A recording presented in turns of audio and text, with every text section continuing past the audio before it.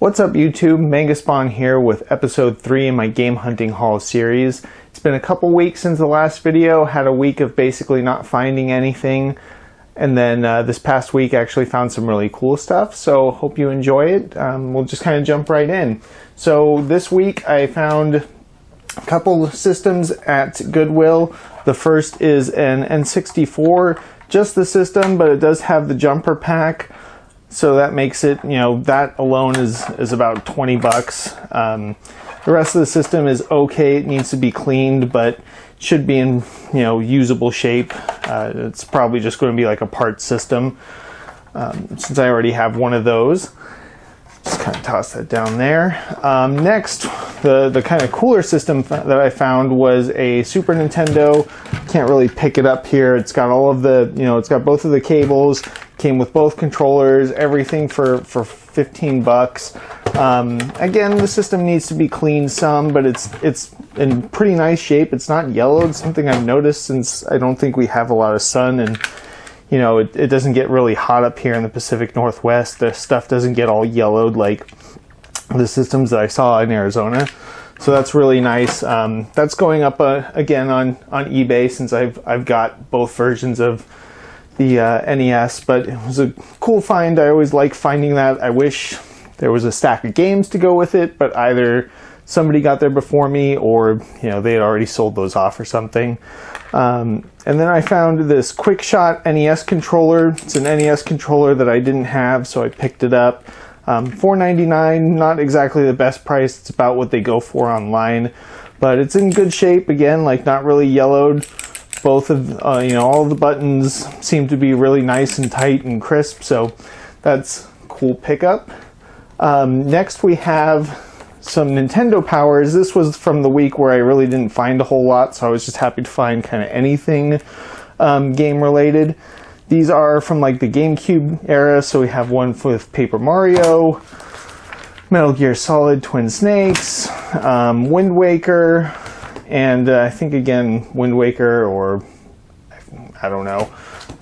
It's kind of an era of Nintendo that I completely lost interest in Nintendo, so I don't know a ton about GameCube, but trying to pick up some of the games. I would love to find that Metal Gear Solid, but it's not an easy game to find. Then going out today, I found Enduro for Atari 2600, and while I was looking online to see, because it was $2.99, I was looking online and it seems like this blue label one is a little less common. I only saw like 1 or 2 closed auctions on eBay. It was still only like 3 or 4 bucks on eBay, but kind of cool, a little different. I like finding Atari stuff, so I picked that up. And then PS2, nothing special here, Grand Theft Auto Vice City, but it was nice, complete game for $2, so I figured I'd pick it up to add it to the collection. Then we have from eBay a boxed NES Smash TV. The box is actually in really nice shape. It's got the manual in there. It smells quite a bit of cigarette smoke, hence there is a dryer sheet and there's a couple shoved inside in the sleeve to try and kind of alleviate that smell.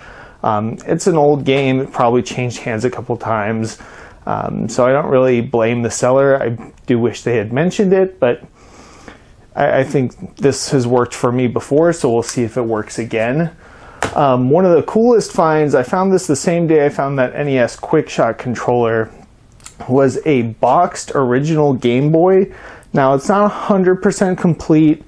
The headphones that came with it were broken, and it didn't actually have Tetris. It had tennis with it, as you can see there. But still, like, the box is in really nice shape. It's got a couple of the manuals. I'm not sure if it has all of the manuals. I've got to kind of do a little looking online. It's got the connector cord for connecting, 2 Game Boys together. The box is in great shape. It was $14.99, and they had written in marker on the back here $14.99 because somebody couldn't just take the Game Boy out of the box and steal it. I'm not sure why they do that, but a little rubbing alcohol and a paper towel actually took it mostly off. You can still see it a little bit, but you probably can't see it on the video. So I'm happy. I've got a couple Game Boys, but definitely cool to have the box and like the insert and the manuals and that stuff. And the Game Boy is actually in really, really nice shape. So last thing, this week, Stick of Truth came out. I had had this game pre-ordered forever.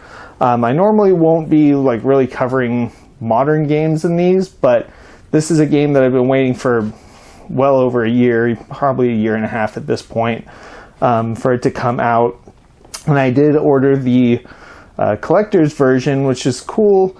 It costs about $80, so about $20 more than the normal one, but you actually get this awesome Kid Robot big Cartman figure. He's about 5 inches tall, you know, big solid hefty piece of plastic. And usually these guys, if you've ever bought anything from Kid Robot before, just a figure like this, just a figure, is usually like $40 or $50 from them, sometimes $60 to $80. So you're almost getting either the figure for free or the game for free with the figure if you're into that kind of thing. I'm a huge South Park fan, so I had to pick up the full version, and it was a pretty reasonable price for a nice collector's edition. Obviously it came with the game, which is upstairs. I'm playing it now. It came with this map that's supposed to look kind of old-timey, like a map of Middle Earth or something. So that's kind of cool. I'm probably going to get that framed because I have a big poster of Stick of Truth on my wall here in the game room.